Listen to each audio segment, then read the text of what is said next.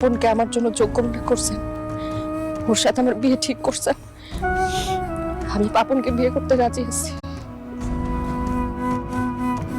পাপন, আমি আপনাকে বিয়ে করতে রাজি, আপনি কি আমাকে বিয়ে করবেন?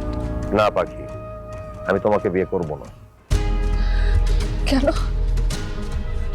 আপনি আমাকে কেন বিয়ে করবেন না?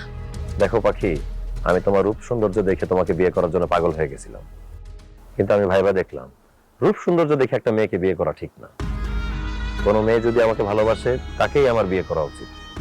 পাখি, রূপ আর সৌন্দর্য সারা জীবন থাকে না, ভালোবাসাটাই সারা জীবন থাকে। তুমি তো আমাকে ভালোবাসো না, এটা পরিস্থিতিতে পইরা তুমি আমাকে বিয়ে করতে চাইতেছো।